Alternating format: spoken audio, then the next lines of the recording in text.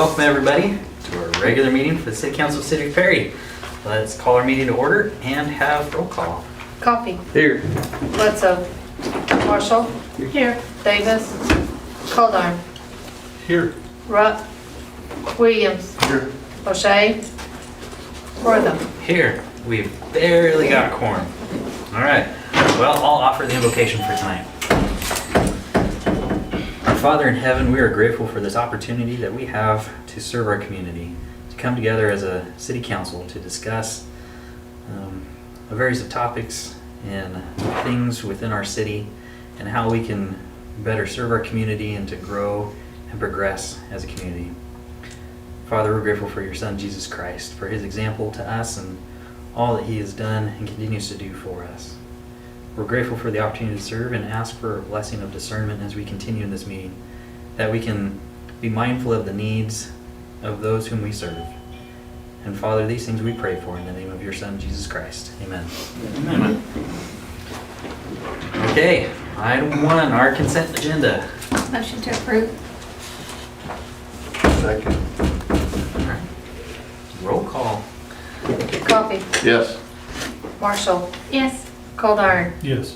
Williams. Yes. Wortham. Yes. All right. Item 4, I don't believe we have any comments from those assembled, but we'll have some later in our executive session. So we'll continue on to item number 5, proclamations, commendations, reports. So we will start off with our council reports. Scott? I don't have anything. All right. Joe?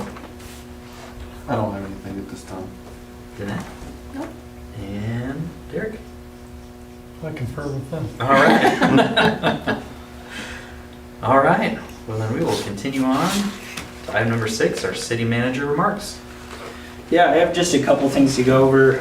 The first is Randy asked last time about an airport project update. So I provided some photos in your packets regarding that update. They've finished the ground compaction and have poured the pad. It's a very, very large pad for that one building but 4 hangars. And you can see that from the pictures. Terrence took a drone photo, clear zoomed out on it, so Yeah. it's pretty cool. They'll be pouring the apron, which is the cement between the pad and the runway, this week is the plan, weather pending. And then they'll start getting the building put up. So Nice. project's going really well. They were actually ahead of schedule, and then the snow hit. So I think they're pretty much right on track at this point. Nice. When's their estimated date? End of April. Okay. Let's see, I have 2 other things I wanted to go over. I don't see any pictures. Yeah, they're down. Lean to. Rush. Yeah, lean-to is going really well. They got the metal for the roof this last week, and you'll see that going up shortly. They've been wanting to get to the streets projects, but with hail season approaching, they're wanting to get that lean-to done first. So they are working really hard on that. And then the last thing was the E911 agreement update. Been working with the E911 board and with Commissioner Hughes with the county to work through that agreement and really kind of renew it, but they want to make a couple of small changes. So we're working through that, and we'll see how fast we can get through it, but hopefully you'll see something in the next couple agendas. So those are my main updates, unless you have any specific questions about projects.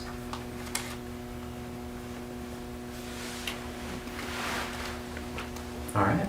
Thank you, Nate. Mm-hmm. Moving right along. Item number 7, CFO report. I had to run out to the car because I forgot my papers in the car. Used to have everything on my laptop. Anyway, okay, January financials. We have January numbers for you. I'm going to focus on January itself because I know Russ is very verbose about the financial status of the city, so I'm going to keep it related to what just happened in this month. January itself, our cash is down almost $863,000. Capital improvements. As we go through this, specifically in the PMA, you'll see that we spent some money on capital items. The other piece is the hospital. improvements out of PFA. That was down $482,000, as expected, so nothing to get concerned about. General fund itself, in January, we should be around 58% of budget. So you can kind of flow through there. What I'm going to focus on is on a monthly basis. That range should be somewhere between 7 to 10%, depending upon the seasonality of things. So some interesting things. Sales tax was 9% of budget, so it was a nice little boost in the month of January. And our use tax was 16% of budget, almost double what we expect, or what we had budgeted for, which was a nice. Franchise tax, we did, because it was January, we did have one big lump sum came in. That resulted in about a 27% of occurring in the 27% of budget occurring in the month of January, which was nice. But conversely, we also did have an increase in expenses. We had to pay our quarterly insurance out and some of those annual fees that came out in the month of January, so that kind of spiked a little bit on general government expenses. Library got a grant in, a $6,000 grant. And the police department had some building repairs and some vehicle repairs that occurred in January. That left us with a loss for January of $130,000. That leaves us year to date at $217,000. So January we spent some money, but as expected, right? I mean, all the annual dues have to come through. So municipal authority itself. When we take 7 months into account, our operating income is a little over $1.7 million. Focusing on January itself, this is obviously slimmer, right? Because people are not using as much electricity, air conditioners are not going, people are not watering their lawns. January itself had a net profit of $94,000. So pretty narrow profit there.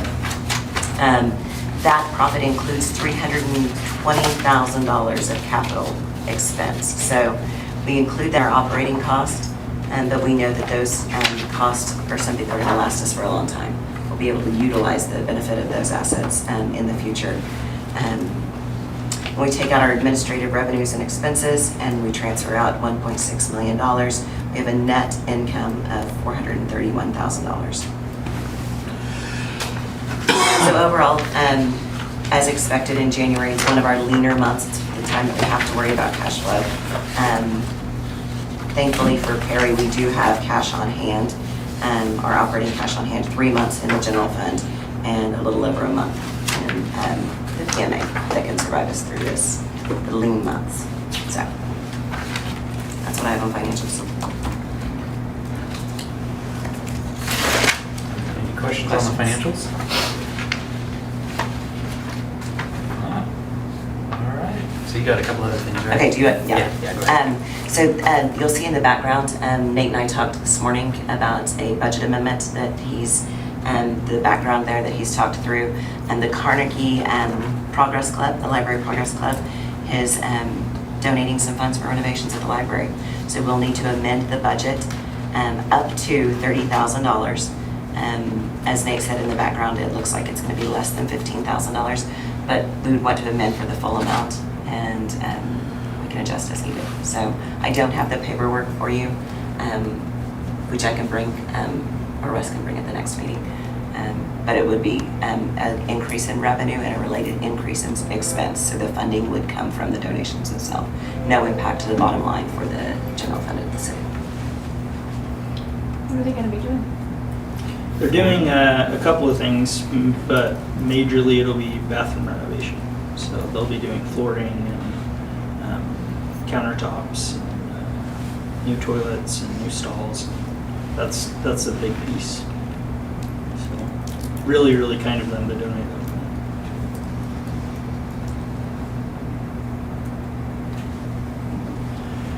This will be something we'll do next time. The recommendation, and it's to approve the budget amendment. I don't know if this is an action item though. Bryce, can you help me? Well, all the items can be action items Okay. if you want to approve them. So you provide for that at the front of the agenda. Okay, that says budget amendment right there. Yep, so we could go ahead and approve it. It is zero impact to the city's bottom line. Or I can bring the paperwork back and you can see it in writing. Whatever you are comfortable with. she is excited to get going on it. What we talked about today, her and I earlier, she was gonna try to be here to answer questions, but what we talked about earlier is approval, budget amendment approval for up to $30,000 of donated funds. And so my recommendation, so that we can move on it immediately, would be to approve it immediately. And then we can bring the paperwork next time. But, I mean, even next time, we won't have the paperwork on the exact amounts until we finish it. But we know we'll for sure spend less than the $30,000 donated for that purpose. So what exactly do we need to say with it? Approve the budget amendment for $30,000, increasing revenue and expense for the library. So moved.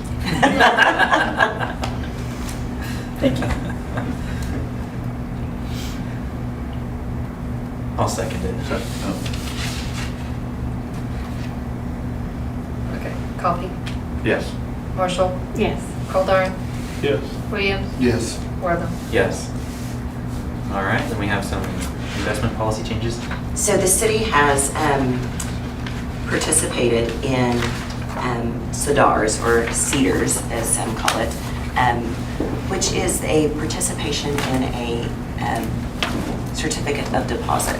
So we go to our local bank and they take our money and it gets allocated out to other banks. This helps with our pledging securities and helps us get a higher interest rate, okay?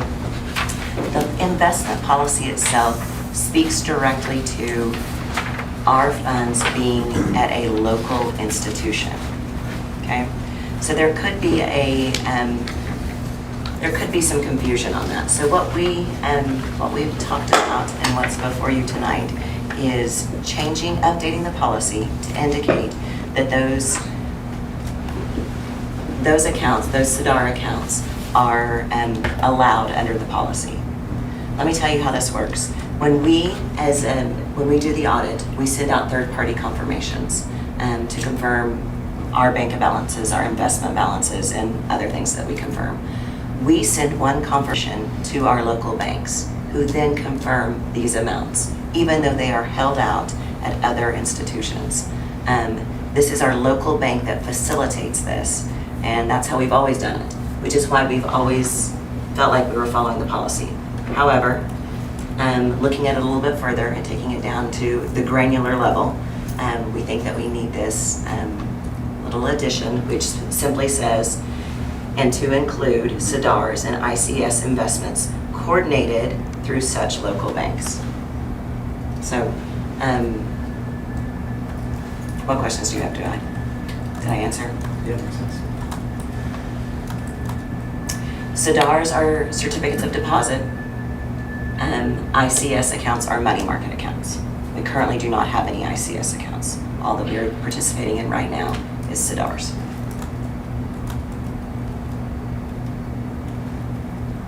And the local banks are the ones that find the other banks too. Yes, yeah. I think there's like 2,500, 3,000, I don't know, participating banks across, that participate in this program. It's pretty common practice. You get better interest rates, and the local bank doesn't have to worry about pledged securities.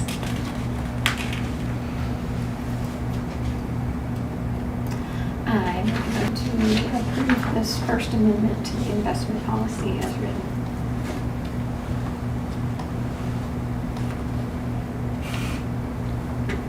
Second. Coffee, Yes. Marshall, Yes. Goldar, Yes. Williams, Yes. Wortham. Yes. Thank you, Meredith. Anybody have any other questions for Meredith? All right. Let's move on to item number 8. Consider approval of resolution number 2026-02, authorizing the City Council of the City of Perry, Oklahoma concerning the waterline kill-out project within the City of Perry, Oklahoma, authorizing the city manager to 1, make all required payment to Lone Hickory Cattle Company, Cimarron Valley Engineering LLC, and mill sheets for authorized expenditures on the project. 2, approve and execute all appropriate change orders on the project within available monies. 3, to take any and all other actions implemented in the project and contract requirements. And 4, provide at least bi-monthly written reports to the city council concerning the status of the project and expenditures. So it's just doing the same thing that we've done with the past project. Yep, With with the water airport cannon. hangars, with the water treatment plant roof. And I do want to just add to this that I have noted the concerns of council members about the expenses with our, in regard to our engineer, and I am keeping careful track of that. Particularly going forward, I'll have it broken out in projects, and I'll send those with my reports. Okay. And so with this, if there's a change order still above your amount, you'll still bring that to us? Change orders would still have to come. Okay. All change orders or just ones above your spending limit? Because you have in here that you approve and execute Yeah, all. this is saying that you approve and execute. So no, yep, it would just be above. It would just be above. And we've done that in the past.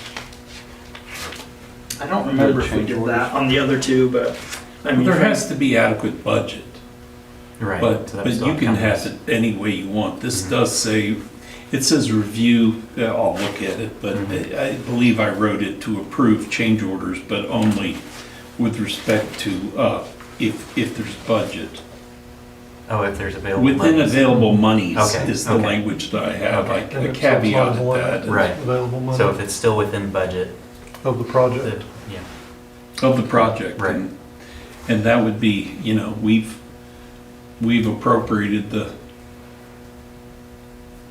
there's, Mhm. have we set a project amount? I mean, I know what we got in the loan. We ended up getting really good bids. Yeah, There are we some- know the amount that. That are some estimated. $200,000 less than Mhm. what the estimated bid is. So if Right. you want to set that as what the project amount is, there's more than enough money to do adequate Cover change orders. And frankly, council, I always bring change orders to you. I use it as a negotiation tactic, to be honest. I bring it and I say, I don't know if council's gonna go for this. They might do it for, they might pay half of that or whatever. Because typically change orders are, hey, this ended up costing us more, and my argument in the past is, well, you should have calculated that more carefully. Mhm. And so Would it benefit you to remove that statement, that part of the? so that I can bring it. No, I think the way I would handle it is if it's something really, really small, I would just do it. If it's something larger, I would say I wouldn't feel comfortable authorizing that change order without taking it to council. And so, at the end of the day, this is a small thing for me. I don't care whatever you guys want to do. But if we're talking about $1,000 or $2,000 for a change order that makes sense, I would just go ahead and approve that probably without bringing it to you, which I think is the purpose of doing things like this, right?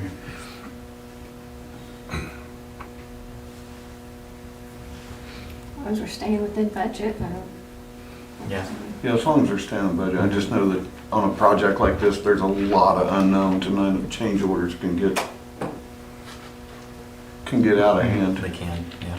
Yeah, this one especially, more than any other project we've done, Right. they've said, hey, we don't really know what we're gonna get into. Yeah, Mhm. until you dug, So until you dig it I up. anticipate there probably will be some large ones But that I'm we'll have to sure, negotiate. 'cause we don't know what's underneath there.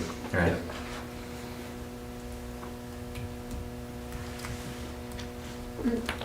Motion to approve resolution 2026-02.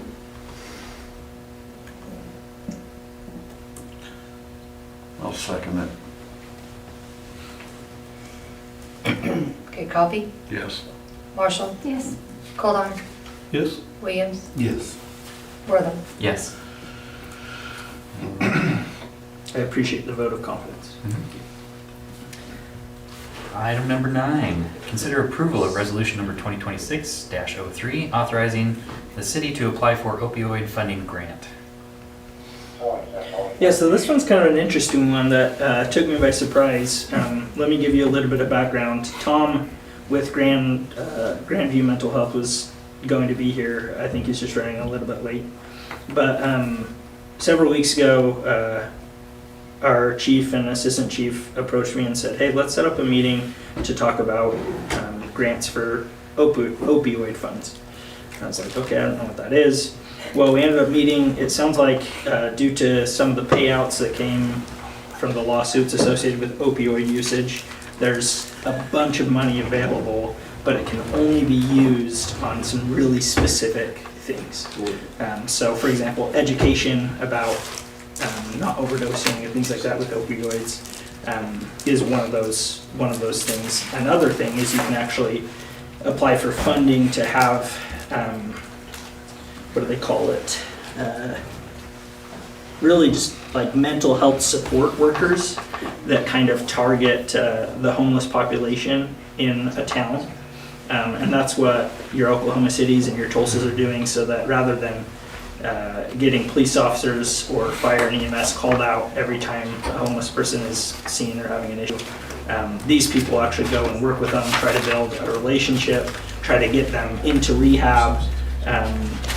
All of these employees are actually prior addicts themselves. Many of them have been homeless, and they have to have 2 years of sobriety and things like that to work. But it's just a better, maybe a more targeted approach for trying to help the homeless population. And we don't have a large homeless population in Perry. I asked chief and assistant chief about that. They said, yeah, there are a couple. Some of them, a lot of times they come and go. But they said this also applies to people who just are having really aren't mentally stable. It's not illegal to be crazy, so we can't arrest them, we can't do anything like that, but these workers would be able to build a relationship with them and try to get them the help that they needed. In addition, they said that we have a lot of, they call them couch surfers, which are basically your homeless population who are just sleeping at friends' houses, but they're kind of transient during the day. And so initially I was a little bit hesitant, but as I learned more about the program and the idea for it, it's growing on me for two reasons. One is it's another tool that we would have in our belt for free to be able to help our homeless population and those struggling with mental health. But two, it would actually reduce the calls. The idea is to reduce the number of calls that our fire and EMS and our police are getting in regards to these issues. So for example, just last week we had a call from a homeless guy. The fire team went out there and tried to help him, weren't able to help him or help him with something trivial. And then he called back and they had to go back out there because they have to respond to these calls. Mm-hmm. And he's like, will you help me? Will you pick up my cigarettes over there? Because he didn't want to move. It's just like, that's ridiculous, And so rather than having our guys go out for this would provide 2 free workers to engage in those conversations and help. How do we find these workers? So are they It's not on us. State, they're not employed by the city of Perry. We are the grant recipient, but then we pass the money on to Grand Mental Health, who then employs the workers. They lease the vehicle. They do all of that stuff. So we're just partners with them. So if somebody calls 911, do they dispatch Grand to you? Yeah, that's a great question. Chief, you have any insight on that? How that transition works? On the calls? Yeah, so somebody calls 911. Our dispatch realizes it's a homeless issue. So they call and we go tend to their, just not all there.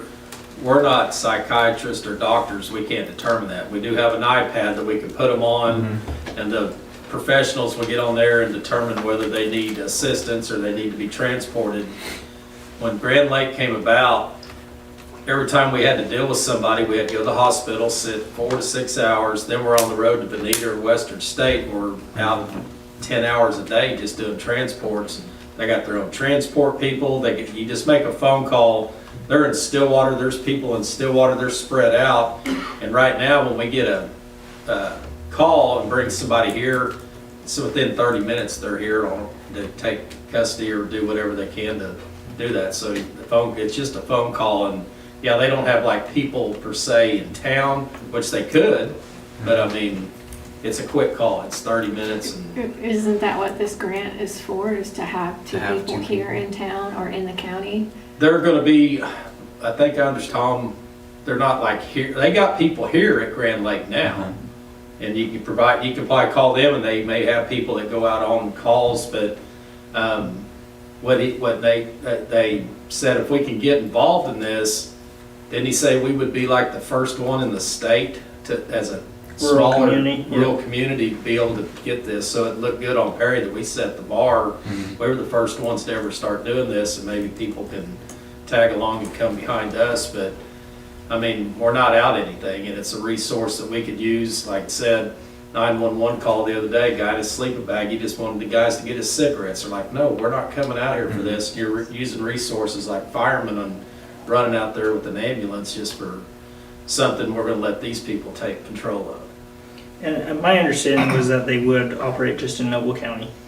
We can confirm that with Tom. And then to answer your question a little bit more, Mayor, I think a lot of this is relationship driven. And so somebody will call dispatch, dispatch will then call the police, or dispatch might know already and say, oh, that's so-and-so. Yeah. There's nothing illegal he's doing. We're not gonna go out and get him, but we will call other people who will, go and see if he's ready to enter rehab. Gotcha. So we're just kind of the pass-through entity Yep. for Grand Lake to get that grant. Yep. Yeah, they can't apply for it directly. Right, it'd have to be a city to do it. Okay. We've seen a lot of lately, people getting off buses or getting kicked off our bus out here. They come into town, they're like, hey, I think I'll just make this home. We're like, Lieutenant Odell said he's gonna like Stan Clark at Joe's, he's gonna make a shirt, all roads lead to Perry. And I said, start with 10 and maybe it'll grow like Eskimo Joe shirts. But it's unbelievable the amount of people we get. They're like, why are you at Perry? And go to Oklahoma City Stillwater where they offer homeless shelters, Right. and they wanna come here and stay for some reason. Yeah, having that Greyhound stop there. I mean, even with the hotels, we see a lot I'm of sure them. you do too, yes. So I'm kind of wondering, like, how would, I guess that's more questions that I have as a business owner with the hotels. How does that work when we have a homeless person bouncing between the 3 hotels? Yeah, it's tough. It's a tough issue. I will say, and I'll be really frank, in this discussion, I said the number one question I think I have and other people are going to have immediately is this going to increase homelessness in Perry? Because the thought process is, well, hey, if Become you more provide attractive. services and you provide, all these great things, well, it's great to be homeless in Perry. And I was told by our assistant chief that the statistics, because they thought the same thing was true in Stillwater. And they did a kind of a study and statistically proved that wasn't the case. That when they did things like this, it didn't actually increase the homeless population. That all the homeless population was already there or had roots in that town. That's the whole purpose of the program, is to get people off the streets and tell them where to go and help them, Yep. help themselves.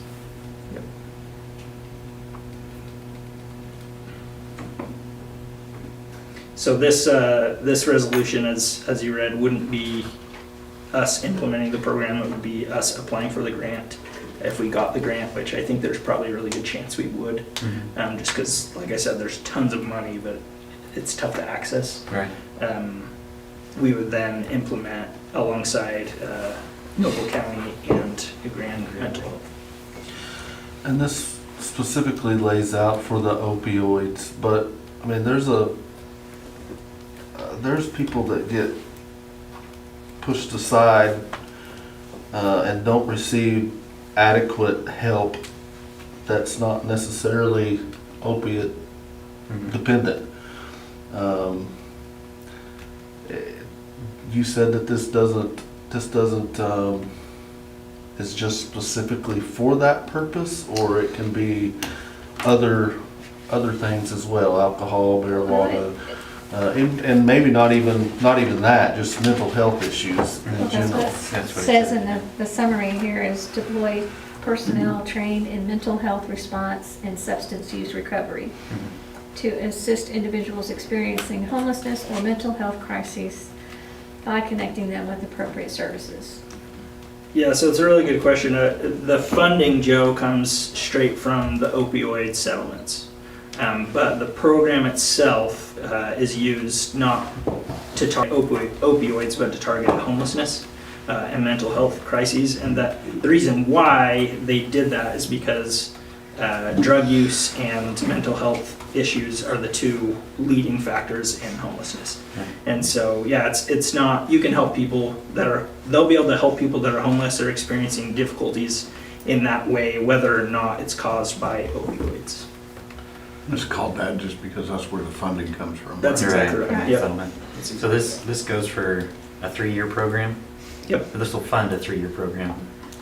And That's then correct, yep. after that, we either decide to mix it or continue it or? Yeah, at that point, what's nice is we're not hiring the employees, right? No, And so right. we wouldn't have, if it's not renewed, or, I don't know what it'll look like 3 years from now, but there may be an option to renew, or it may shut down, but at any rate, it's kind of, we just take a step back and say, we'll apply again if we liked it. If we didn't, then sorry, we're not gonna apply again, or if the funding's not there, we just say, sorry, there's no funding available anymore, and you guys will have to move on and So figure out another way to help. Is this a lump sum payment for all 3 years, or is it an annual payment for 3 years? I don't actually know the answer to that. Tom might, and I'd be happy to write down that question and the other question that you have to get more information on it. Because is it a flat amount that you're applying for the grant? Or is it based off what you anticipate the cost to be? Like, what is Grand Lake gonna be, or Grand Mental Health gonna be charging us for this? Yeah, I know that Tom made it seem, and I wouldn't recommend it if we have to pay anything above and beyond, Well, right? yeah. And so my understanding is, no, it's just, we apply for what we apply for. Grand will then say, hey, we need this amount of money. We submit that in the grant application. And then if it comes back approved for that amount, then that's what they have to operate on in their budget. And I don't know if that's, they pay out monthly or annually, or I'm not sure how they do that.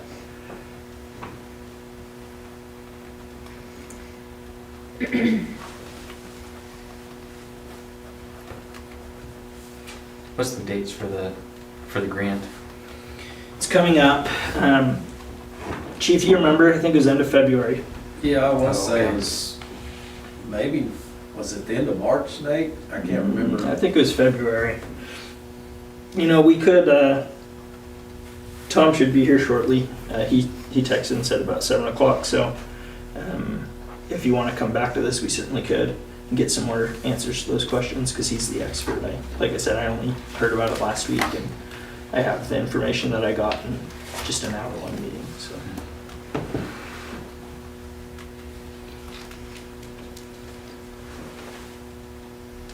You want to wait till he gets here? We can come back to it. Do you have to say anything? And what's nice about Tom, he's a retired Stillwater officer. He was K-9 for years over there, and he understands our work. It's not like somebody that's never wore a gun and a badge. He understands our needs, and that's why he's really going to help us through what we need, because he knows how to do the job. Okay. Let's continue this discussion a little bit later. We'll come back to item number 9. So with that, we'll move on to item number 10. Discuss the next meeting and any current plans for agenda. Is that the same as item 15? Yes. All right, let's hold off on 10 then. So item 11, discuss city strategic plan. And so this week we're talking housing, correct? Yep. All right. I didn't see in the packet, I think I forgot to ask you, if you could have had the strategic plan and then kind of what we've accomplished in that category. But are there any updates with housing? Yeah, I put in, let me see. No, yeah, it's in there. It's on page 28. So it has housing. We will pursue options to increase and improve housing options in Perry. The goal was, Oh, there it is. Okay. well, there's a few goals, but yeah, they're there. Let's go through some of those. So like in our first item there, entice developers to build 100 new residences by the end of this year. That's kind of been the highlight of our executive sessions for the last little while. Yeah.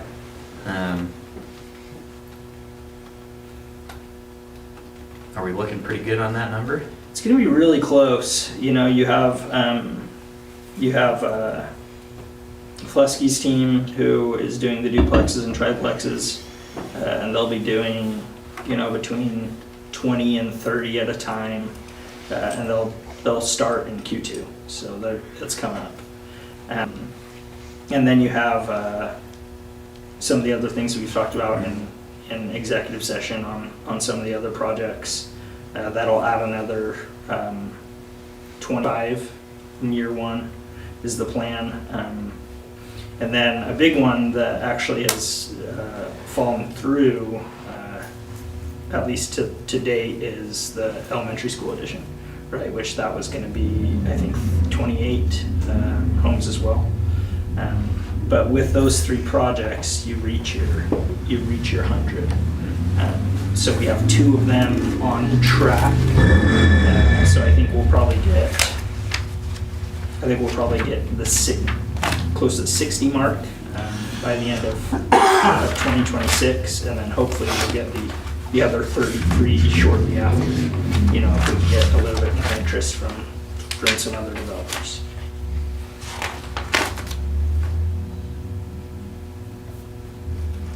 Nice, that's quite a bit coming up real fast. Council, any thoughts or questions on the housing? Or as far as the new housing? Do you have any other plans for the elementary school grounds? Yeah, it's a good question. I think actually Blackjack, who's here tonight, I think that they purchased that contract from Keith. So maybe we can ask them about that in executive session, but that's the latest that I'd heard on it. Oh, all right. So about 1A, so implement a PUD zoning. I know that was something that you guys had worked on quite a bit. And we had talked about it before in strategic planning. Yeah, and we did. It's been implemented. I don't know that we haven't used it yet. You know, we've talked about using it, and I think we'll probably use it for the Flesky project. But it has been implemented. We have the ability to do PUD zoning. What is PUD? Planned development. Development. Yeah, Planned. planned unit development. Yeah, it allows for more versatility in your larger developments where you can do kind of mixed use things. So yeah, we have implemented that. We've also done number 2, which is fix, tear down, or buy dilapidated properties around town. We did 3 properties, and I think we've actually done, the goal was 3, I think we've actually done 4, and we've we're on our 4th, and we've had 2 people do them just through code enforcement themselves, which is awesome. Wow. So making some really good progress there. And I plan to submit in this next budget cycle a continuation of that program, which is the $25,000 that we budgeted this last year. So doing another 25 or? Yep. Okay. Yep. And Bryce has been working with Sharon to obtain the properties that we've put liens on, Okay. so that we can then turn those around. We've torn down the property, we've put a lien on it, and now we're taking ownership so we can give it away to a developer with a commitment to build. Similar to what we did with Willard and his group with the 1121.5 Delaware. Mhm. So. The one that we really haven't done is researching programs to help homeowners make improvements to their properties through low interest loans or grants. I've talked about that with Rick Johnson. And we just haven't come up with a good way of doing it. And we've talked about like a Paint Perry program. This is focusing on the outside of the homes? That, the paint The kind card of the program curb would be, appeal. yeah. But, But you're researching it, Right. which is. yeah, that's true. You know, we're still looking into it, but I don't have anything to report in terms of good ideas at this stage, you know. It's, So would that be similar to what we did downtown? with like the facades, Yeah. facade paints. Uh, Yeah, it would be. We talked about doing like, hey, we'll buy the paint for you if you paint your house. You come and you turn in your receipts, and we'll reimburse you up to X amount for doing it. But we haven't implemented anything yet. I'd be really interested to see if it'd be successful. Mhm. The facade program's been pretty good, but they've really had to chase it hard to make it successful.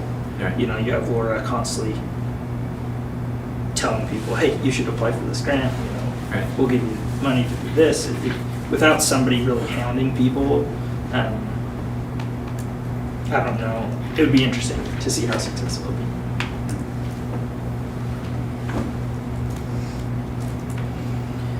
But it would be great, particularly in the artery streets, to focus on, certain houses that really don't look good. And if we can get people to do it, it's really a low-cost way to improve Perry. If you can get the people to do it. Right. Like First, 6th, 7th, Locust, 9. Yeah, exactly. Bryce, do you have other cities that do that? Does I Enid just do that? had the city of Thomas is gonna start doing it. City of Thomas. They asked me for it, and I took our facade Uh-huh. document and sent it to them, and they're going to hybrid that and create a Paint Thomas, where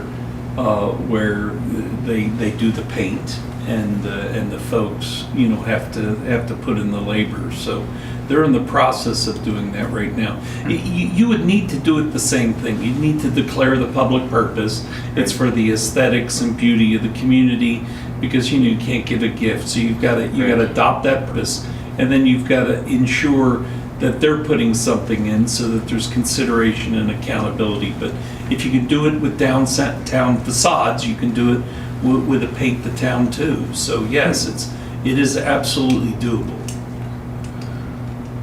And you very well may want to highlight, certain areas like Right. like fur, Right. or entrances to the communities, and even the cross streets where you would induce those with additional dollars if they take that on. Right. And we could have our code enforcement kind of target, Yeah. while they're out and about, they can knock on those doors and say, hey, did you know we actually have this Paint Perry program? As a fundraiser, I think we should have a Paint Thomas as well.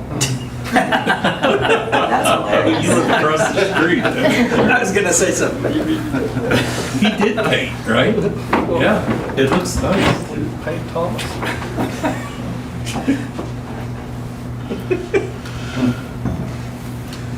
That'd be something to do. So if we dedicated, like we specifically said, hey, this is for painting your homes, we can pick a couple streets or areas and have that grant available and see how it goes. Kind of like the facade, we could just, in our next budget session, kind of see how much we have and what we could do and maybe try it out. And this is small enough, we could even, code has some extra funds. We could even just pull it from their department. I can make changes at the department level and just say, hey, we're gonna set aside $1,000. Write up a program and bring that to you next time. We set aside that $1,000 just to try it. Right. See if it works. And if it works well, then come July, we can put some more funding towards it. Yeah. Would you say most of the homes that need that kind of work are rentals? I don't know. Sharon and Renee may be able to answer that a little better. I'm not in the weeds that much.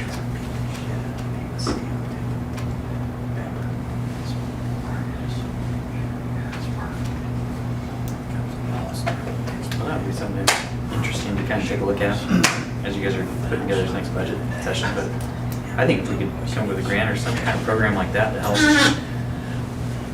our residents or homeowners. And, I mean, they'll just make Perry look better, especially on those artery streets, having freshly painted homes.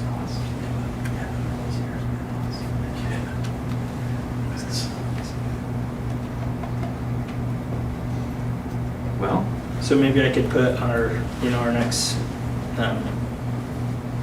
meeting or in 2 meetings to bring something back that has kind of a plan implementation of what that would look like based on this discussion. Okay, yeah, I think it'd be nice. sounds good. And then if this works out, maybe that's something we can kind of make an ongoing thing, like every year try and get, say, hey, we're gonna give out this many grants or target this many homes. Mhm. So when we were discussing this, and you might want to speak to our listeners, we were going to try to explain to them what we're doing with the strategic plan. That's right, that's right. So if you, Absolutely can. So for those watching, there's been some changes on our council agenda. So 2 years ago, we started with strategic planning, and we put a lot of work into it, had a lot of meetings, and we got to a point that we didn't quite really finish it. And so we kind of want to put into practice moving forward an ongoing review of our strategic plan and having the opportunity to have this discussion to where the public can see and hear the things that we're talking about. As we're talking about our quality of life, the communication goals that we had, strengthening our tax base, our housing, our infrastructure. We want the public to hear that discussion and to see the council working towards improving in those areas. And so each quarter, we're going to have a dedicated meeting for one of those topics. And our first meeting being the quality of life, second meeting, communication, third, strengthening our tax base, fourth, housing, fifth, infrastructure. So in our next meeting, we'll be discussing infrastructure, kind of giving updates and talking about, coming up with ideas of what we could do moving forward. And then in our final meeting of the quarter, having our community meeting and reports. And so inviting the chamber to come and meet with us, Main Street to come and meet with us, Cherokee Strip Museum, maybe reaching out to the Ministerial Alliance or the school board or the YMCA, those other organizations, kind of have a dedicated meeting for those community organizations so that we're all collaborating and working together. And so that's kind of how we're going to take on, instead of having this one big meeting that the council has once or twice a year on strategic planning, kind of behind closed doors, we'd like to have that be an ongoing planning session, sort of a rolling quarterly discussion that we have, so that our strategic planning is continually being looked at, updated, reviewed, and community can take part in it, and can hear the things that we're discussing. And so that's kind of our goal with this section of our agenda moving forward. So I hope that kind of explained it, right. what we were thinking. But with our housing counselors, anything else that we'd like to bring up? We gave Nate some things to work on, so look forward to hearing back on that. Thank you. So we will continue on, but we will jump back to item number 9, which was talking about the opioid funding grant. I believe you made it. Yes, sir. All right, so we did have some questions. Nate, what were they? So Tom, I gave them a robust background of the program, where the money's coming from, the hope to use it for 2 new employees and a vehicle lease. And they had a couple of questions. Maybe you can just start with an introduction, and then we can ask All right. this. My name is Thomas Comstock. I'm with Grand Mental Health. We're an agency that covers 12 different counties that has a contract for the mental health services in those counties. We provide services in a large variety of ways, urgent recovery centers. We have the Addiction Recovery Center in Tulsa. And here for the past few years, we've been working on trying to figure out what can we do better for small communities, more of the rural communities, especially when looking at areas of homelessness. Because you look and you say, well, you know, these towns, they don't have much homelessness. Well, yeah, any amount of homeless is too much. And so the opioid abatement grants come around. And we have a program in Tulsa that I supervise. One of them is outreach. And so we've worked really hard in Tulsa now. Of course, that's a big program. We've got, 25 employees and we run it 24/7, 365 outreach. But we've learned a lot. We spent a lot of time figuring out what does it take to help somebody with homeless.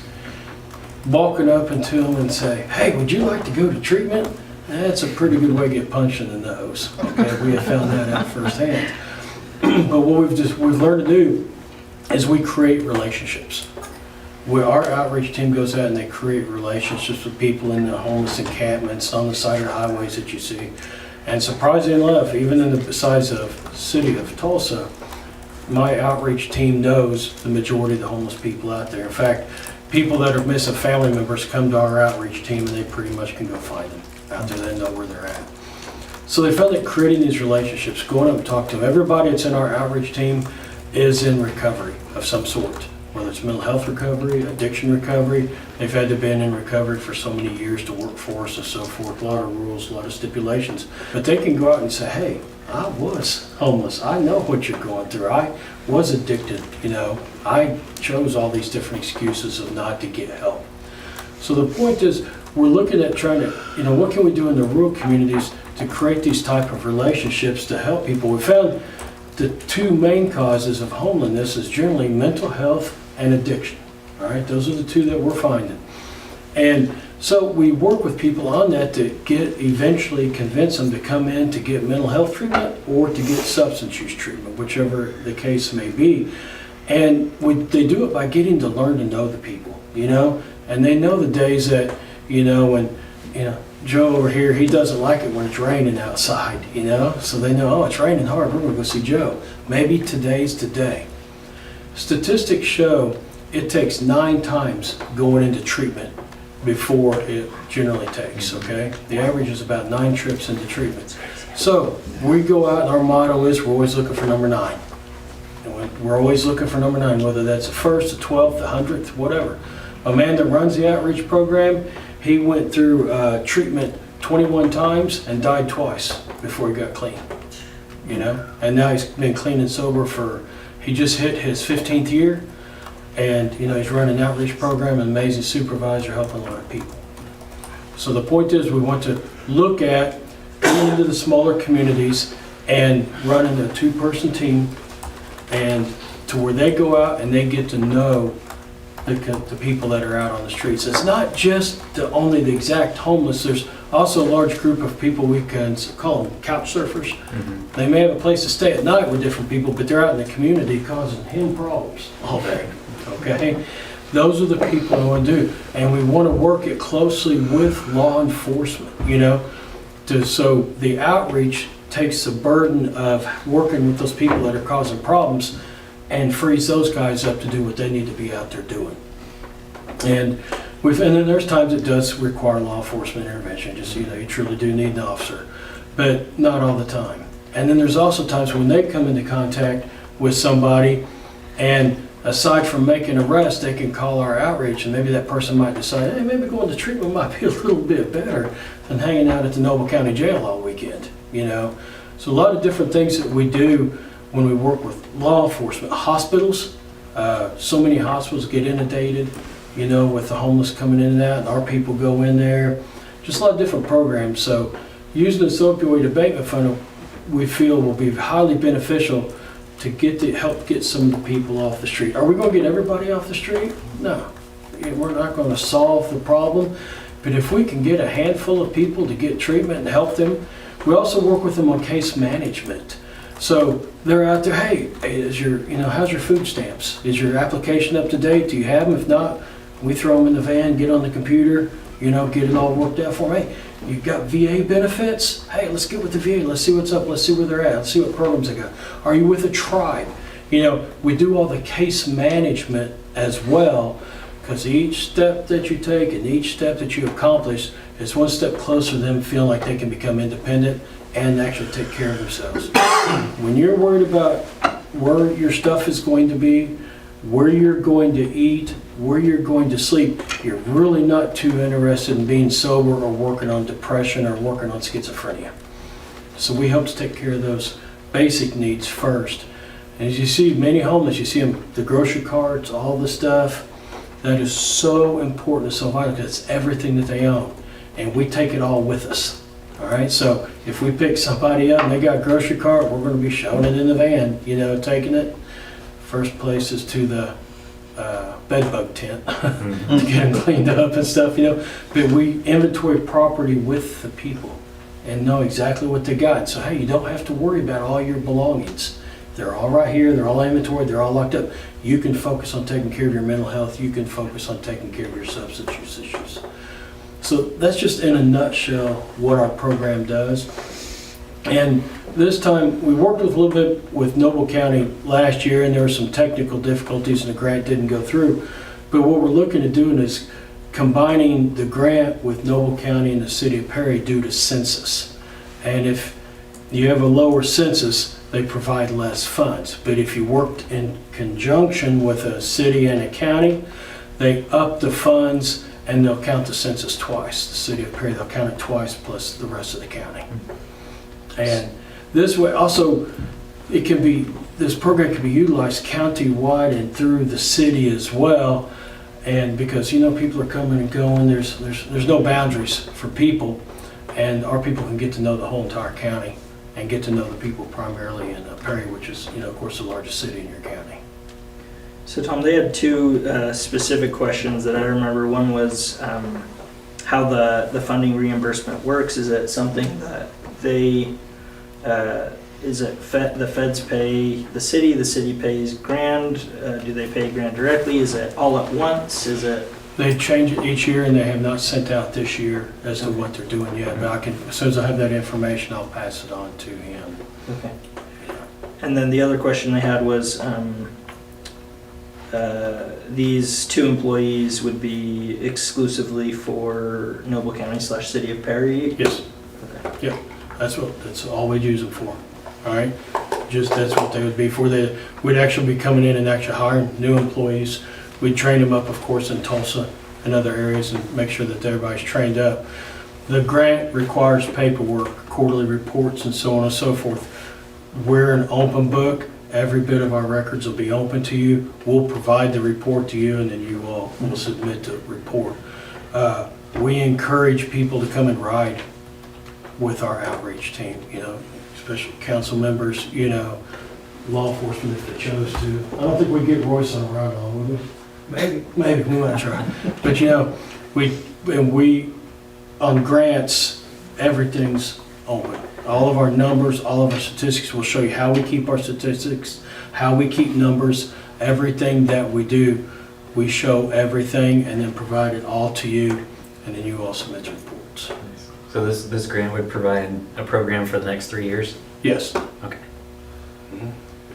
Are your employees, are they identifiable, like they wear uniforms and the van's marked, or how does that work?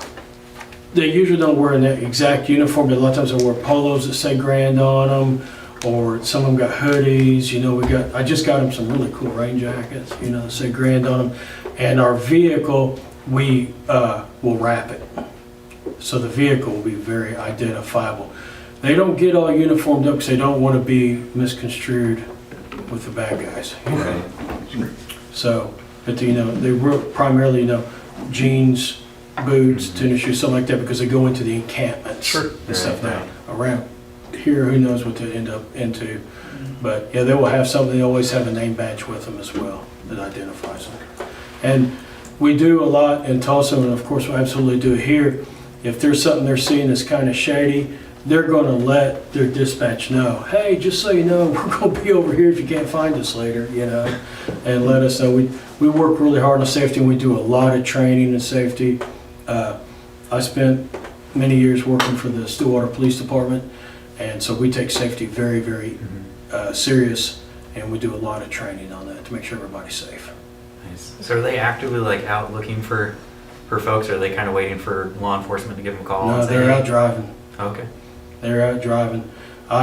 Part of my expectations of them, and within a certain amount of time, each outreach team must provide me where all the encampments are in the area, list of the names, what are they working on, what are they doing. Yeah, we make sure everybody stays busy at all times. There's no sitting around a grant. What other questions you get, Tom, is that?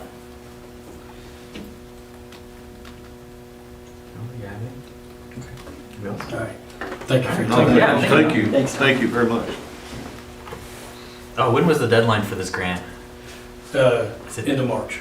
Okay, end of March. All So we right. do have some time. So we got a little bit of time. All right. Is there anything we're waiting on? Well, just like you said, they haven't sent out how the reimbursement's gonna work, payment wise and stuff yet. But, This is just to apply for it. Yeah, just apply for it. Yeah, it would just pass through us. yeah, I mean, I'd It's not gonna cost us recommend, anything. I'd recommend approving, you know, and I can bring back anything that I have concerns about, but I'll make a motion to approve resolution 2026-03. Second. All right. Roll call. Coffee, Yes. Marshall, Yes. Goldar, Yes. Williams, Yes. Wortham. Yes. All right. There you go. We'll get Thank to work you. on that grant. So we'll get it done for you. Thank you. Okay, now let's see. We are on item 12. Consider convening into executive session to confer on matters pertaining to the economic development of the city of Perry, to include A, the development of a proposal to construct a residential development in the city of Perry by developer at or near 2nd Street in Delaware, as public disclosure of the proposal will interfere with the development and implementation of the proposal. The development of proposals to 3 developers of the sale of lots in Hugh Sorrell Edition be used to construct single-family dwellings on each such lots pursuant to 25 OS 307B3 of the Oklahoma statutes as amended. So moved. Second. Coffee, Yes. Marshall, Yes. Goldar, Yes. Williams, Yes. Wortham. Yes.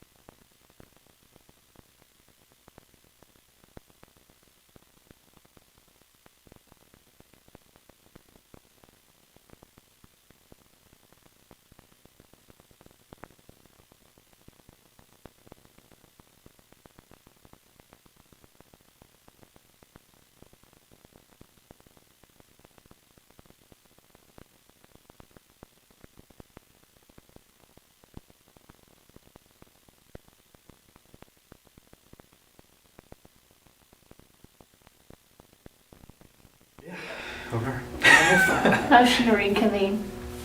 Second. Coffee, Yes. Marshall, Yes. Goldar, Yes. Williams, Yes. Wortham. Yes. All right, item 14, you've got a list of some things to work on. You don't have any Yeah. action out of that, so let's go to item 15, upcoming meeting review. So we got, the next one after housing is infrastructure, I think, right? To discuss. I'll talk about, my plan is to talk about the current projects we have. I also would like to bring up kind of and expand on the conversation we had regarding city buildings in that last meeting. I think that would be helpful to kind of discuss that. And then I have a few things on the agenda tentatively pending, additional work, assuming we can get it done before then. I have a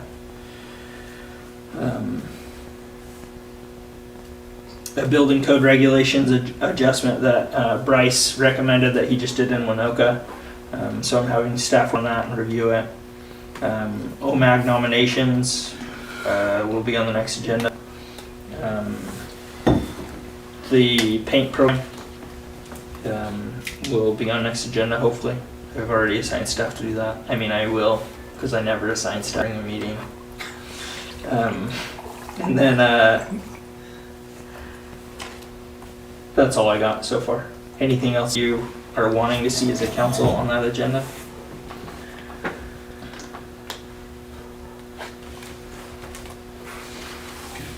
I'm sure we'll give a couple other things between now and when we send it out, but that's what we've got so far. All right, item 16, any new business? If not, let's adjourn.